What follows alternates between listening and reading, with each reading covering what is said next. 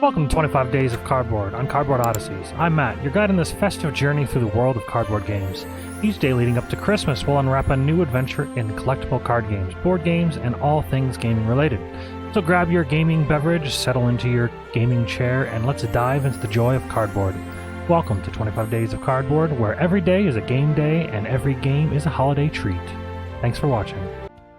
Hey guys, and welcome to an interesting new thing that I'm going to try. I do this pretty often. I just troll Reddit, and I thought maybe it'd be interesting to make a video up and just kind of for 15-20 minutes, just scroll through Reddit and click on the things that interest me, talk about it, and share what I kind of do on a normally daily basis and just surf Reddit a little bit. Most of the time it's on my phone, but obviously scrolling on the phone and it's not going to be ideal for streaming. So I figure I'll just scroll through things, click on things that interest me, and then take you on for the ride. If this is something that interests you, thanks for watching. Otherwise, I know it's a new concept for me, so kind of react almost. A little weird. So yeah, this is just a standard Magic TCG. I don't know if this is like the official. I mean, there's 718,000. This is probably the official one. Dog playing Reddit, pretty interesting, but nothing interesting. So this is the first thing that caught my eye. This is basically the Hasbro Inc. and subsidiaries. These numbers are all in millions of dollars, unaudited. I'm not entirely sure. I'm not a financial guy, but basically this is like the explanation for why there was I think there was like 1,000 or 1,100 employees laid off recently, which is a terrible timing to do during Christmas time. It's very strange that they did that, but my assumption is they probably paid a incentive, when they leave. I forget exactly what it's called, but they're like when they basically pay you to quit. Net earnings loss attributes to Hasbro Inc. and it looks like it's 428 million is what they lost during October. Or I guess it'd be the October quarter. I think that's what it's 9 months ended, so that's 428 million is a very large number compared to last year, which was 320 or 332. It's either net earnings loss. I mean, it sounds like they lost money, but I'm not 100% sure exactly how they can lose that much money. Total costs and expenses, 340 million. So the costs are way more. Oh no, actually they had more costs the previous year, in 2022. They just had way more profit last year, it looks like. I'm not going to begin to understand all of this, but from the looks of it, they're losing money, so they had to get rid of people. And it does make sense. That's just kind of... it is what it is, the business of a company. Yeah. Well, it is unfortunate. This is interesting. A box topper on top of your Christmas tree as a token. That's pretty cool. What is the card of the year for 2023? Atraxa Grand Unifier, Orcus Bowmaster, the One Ring, Agatha Soul Cauldron, Up the Beanstalk, Kentorius Khan. I know what everything else is, but this card, I have no idea what that is, so we're gonna Google it.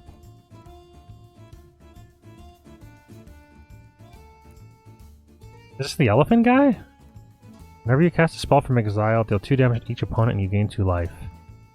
Create a 3/2 red and white spirit token, discover 4. Is this a card that broke out? Is this anything? I mean, I guess in Standard it could be pretty good, because you only have 20 life. I don't know Standard, but in Commander, I look at this and I would never play it. No, that's not true. I wouldn't say I never play it, but not as it. You can't be your Commander from the looks of it, so... I could see building a deck around this card, but just in your 99, in red-white, it's a little weird. Geological Appraiser. This is another one that I'm not too familiar with. When it enters the battlefield, if you cast it, discover 3. Why would that be a breakout? Seems pretty boring. And then Tishana's Tidebinder. That sounds like a Merfolk card. Anytime I hear the word Tide, I just think Merfolk. I am correct. Oh, yeah. This one's pretty good. It's the flash counter Merfolk, activated or triggered ability. And then you get to basically lose all abilities of that card while it stays on the battlefield, which is pretty good. That's a good card, but honestly, out of all of those cards, the One Ring is just... It's just backbreaking in many formats, and I'm a bit surprised they don't nuke it to oblivion. They did on Arena. I wouldn't say this is what they did on Arena. If you're not familiar with Arena, the Magic the Gathering Arena. What is this music? Let's.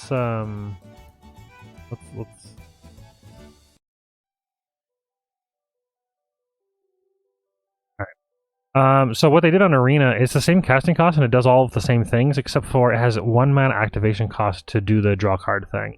And I actually really like that. It slows it down just a smidge. It adds a little bit of tax to it. It's so valuable still. Honestly, they could remove this effect like when you cast a game protection from everything and it would still be insane. It'd be probably used by less decks in like modern and whatnot, but I still think it would still be used just because of the amount of card value. And of course, Ogre's Bowmaster is really strong, but I still think it's the One Ring.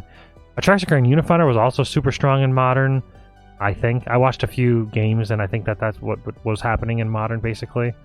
But as far as like the breakout card, I still think it's pretty... I mean, these top 3 cards, these are definitely... But of the 3, I still vote the One Ring. I think it's actually so strong that it gets my vote. Yeah, I don't even know how to use it. I don't even know how to get out of that on the computer. All right, so that was pretty cool. I think what I'll do is I'll like when I click on it, can I do this? Yeah. We'll do that. I like that. Hawatsi treats artists in relation to events. Appalling. Cost of doing a Magicon for the artist. Old days, flight, hotel, free tables, and stipend to gift to the artist. Not as old days, flight, hotel, and free tables given to the artist. A few years ago, hotel and free tables given to the artist. Fairly recently, free tables given to the artist. 2023, artist pays for 2 tables. 2024, artist pays $750 for the table. I mean, realistically, without the artists, I mean, the cards would be pretty boring, but the actual like core value, like the core part of the cards will still be like a thing. Like the art doesn't like make the cards, but I definitely think it enhances it. But they should still treat their employees and their especially the popular artists. I guess maybe it should be tiered. I mean, that sounds a little like elitist or whatever, but like the best artists that get the most, like, I don't know, that do the most for the company should get definitely, stipend events and flight, hotel covered. But I could see it costing a lot of money. Like, I don't know. I mean, maybe it's just me, but I can't imagine going to an event specifically for an artist. So I don't know. That's just not me. I know that people do that. I mean, I see lines like going around the table for people that want like stuff signed by the artist. So I definitely see that there's tons of value that the artist brings. So they should be doing something. Having to pay is kind of wild. Even though they do make a lot of money at those events. They charge for their autographs for the most part, and they sell their art, and they're definitely making money. But it is a little crazy that like they're kind of like, it's almost like they're taking advantage. It should at least be free. That's like kind of like what it should be, in my opinion. It should be free. I don't know that they should cover flight, because flight can be very expensive depending on where they live. Maybe free flight within the United States, but that's still like $1,000 for economy flight. Or not economy, for like first class, which is, I assume, what, even if it's just normal economy. I think our flight to Vegas was like, I think it was like $450. Maybe it was $500. I don't remember exactly. I remember it was above $400 for the round trip. Or maybe it was $700 each. I think we did round trip, no stops. I feel like it was around $600 or $700, and that was to Vegas from Ohio, which is mostly across the country. So yeah, flight, I don't know, maybe like a discount. I'm sure they can make they're a big company. I'm sure they can make a deal with some of the flights providers. I don't know. It's very strange. They definitely should value their artists, because without them, the cards would look way less. Like Master of Cruelties, for instance, down here, looks badass. Would the card still be good if it wasn't badass art? Yeah, but this helps. So yeah, very interesting. They're definitely, the charging is kind of ridiculous, but free tables make sense to me. Maybe even maybe like discounted flight and hotel would make sense to me. They can work out a deal with like a specific provider. This is something I didn't know about. I don't know how like true it is, but he's basically saying that moderately played cards are more expensive than near mint or lightly played, which maybe this doesn't equate to what version it is. Maybe the moderately played version is like an older version. It's the only thing I can think of.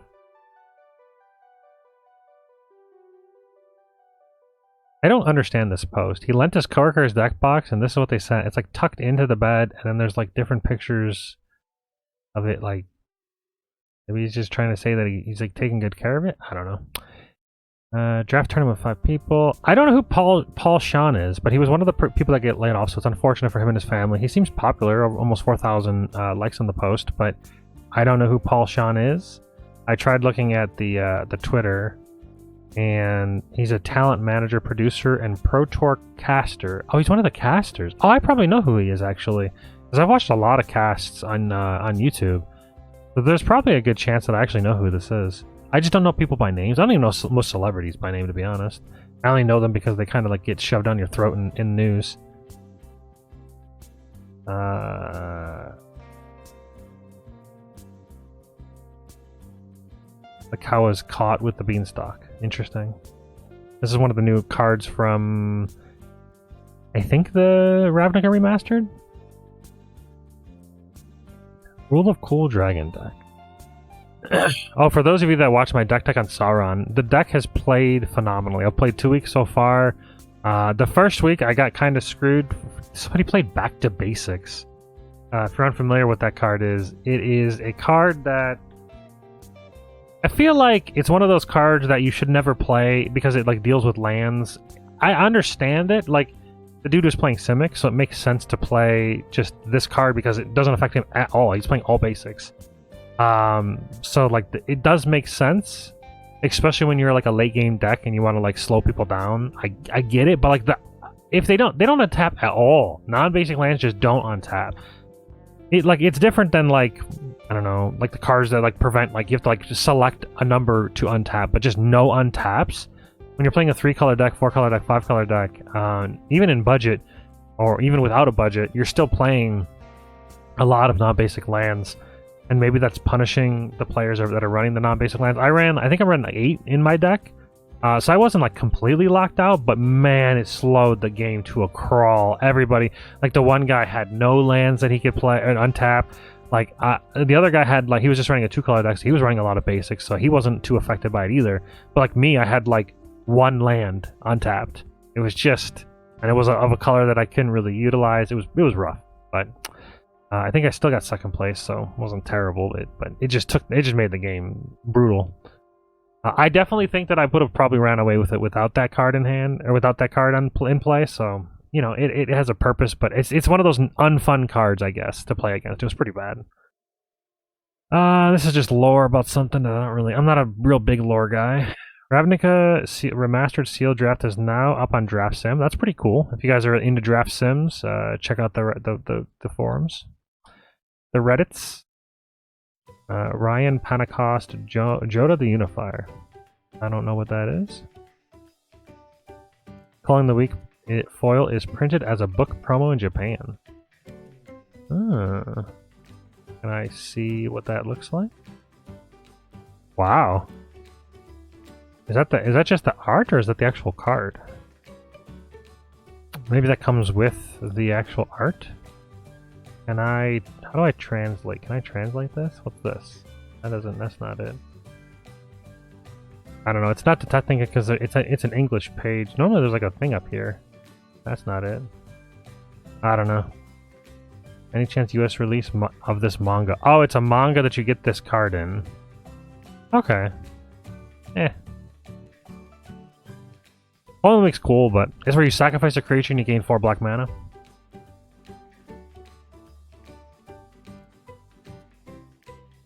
Vito, Fanatic of Axolotl. One of the new cool cards from Ixalan.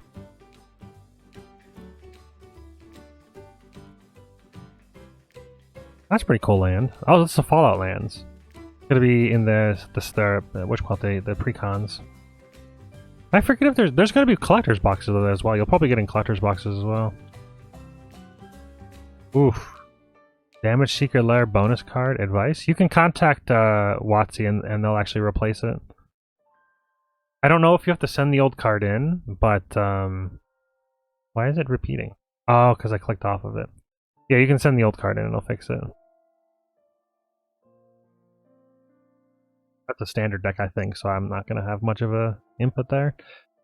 Psychic Paper in my Doctor Who only cards deck. What are the silliest card names I can pick? Alright. What is Psychic Paper? I don't know what that is. Is that a card? Psychic Paper? Is this like an actual, like, Magic the Gathering card, or is this a theme? As it becomes attached to a creature, choose a creature card name and a creature type. Equipped creature has Ward 1. It can't be blocked, and its name and creature type are the last chosen names of creature types. Interesting. I don't know what kind of relevance that does. I done messed up. I'm sorry. Alright. It's all out of order now. Everything's falling apart. Anyways, through the lens, the not so arch spectaculating MTG. Look at how for commander deck. Okay. Take a gander at the commander deck. Who's the commander? Is it interesting to me? Because if it's not, I don't care. Pantalones. I mean, it's dinos. It's big dumb dinos. What's the cost of this deck? Is there a way to like see the cost? I don't use Architect. Architect I don't like. It's too. I guess you can see the. Where's the total cost of the deck? Oh, I like this layout better. All small and weird. Yeah, Moxfield's just superior in every way. Unless there's something you can do with Architect that I don't know about. Yep, I lost interest. Moving on. Number of blue spell types in your commander. Blue spell types. What does that mean? They're asking for like what kind of counter spells and stuff. Wellbusher Showcase Lost Cavernicus. That's pretty good. Full art.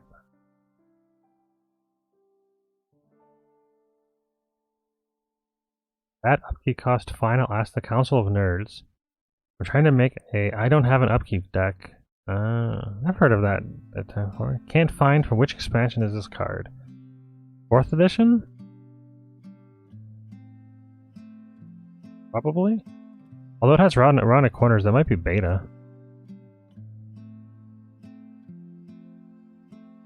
I messed up.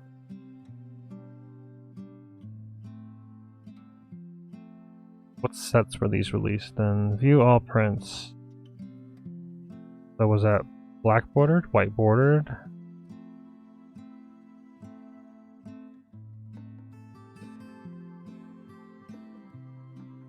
Oh, wow, there are a lot of versions of this.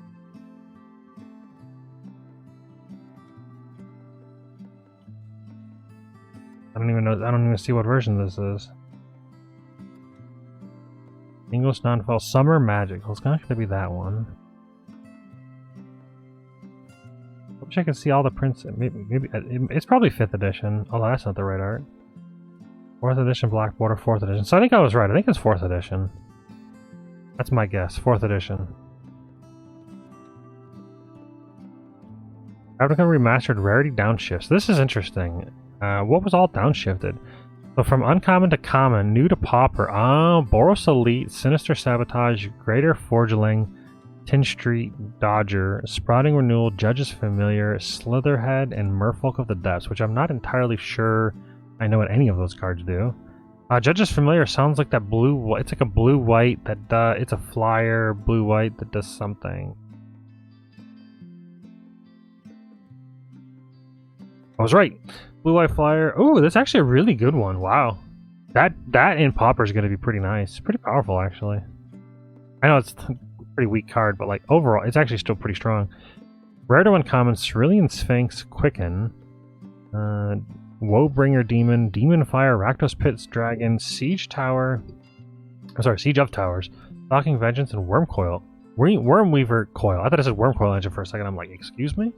From rare to uncommon, it was a mythic. From mythic to rare, Arclight Phoenix, Hellkite Tyrant, that's a weird one. Sphinx's Revelation, that's very weird. Lazav the Multifarious, Rakdos Lord of Rights, what the hell? Bor Bigmos, Enraged, Kaya, Orzhov, Usurper, and Prime Speaker Zagana. What? Those are almost all very weird, except for Arclight Phoenix, maybe? But the Hellkite Tyrant, Sphinx Revelation, and the Rakdos, and the Prime Speaker Zagana is really weird. Oh, and even Bor Bigmos. Very strange. Cards upshifted in rarity: Muddle the Mixture and Farseek and Selesnya. So the one things that I don't know. So for Muddle the Mixture, if it gets upshifted, I still think you can still use it in a popper, right? I have to imagine. From rare to mythic, Cyclonic Rift. That makes sense. That was a rare. Huh? It was a rare, wasn't it? Huh. Guardian Project Protean Hulk. Protean Hulk makes sense. It's a pretty good combo piece in Commander. I don't know if it's comboed in like any modern or anything, but Teferi Time Reveler. Yeah, it makes sense. And Karn the Great Creator. Wow, those all should be mythic, except for I don't know exactly what Guardian Project is. Additional notes: no cards jump to more than one rarity, and there are no rarity changes in the collector booster exclusive cards. Going down in rarity. Fullest of cards that have ever been printed at another rarity, even if they were already previously printed the same. Yeah, I actually... Commons that were printed at uncommon. Yeah, see, Judge is familiar. This is the first one that... Yeah, so that's what I was thinking. Pretty cool. Alright, well, it's been about 20 minutes or so, so I'm going to cut it off there. Thanks for watching, everybody. Hope you guys enjoy a little trolling of Reddit. If you like this, give it a thumbs up. Put in a comment if you like this kind of, like, just me trolling Reddit. Obviously, the more interesting the news on the Reddit, the more interesting the mini podcast, mini episode, whatever you want to call it, the video will be. So, see you guys next one.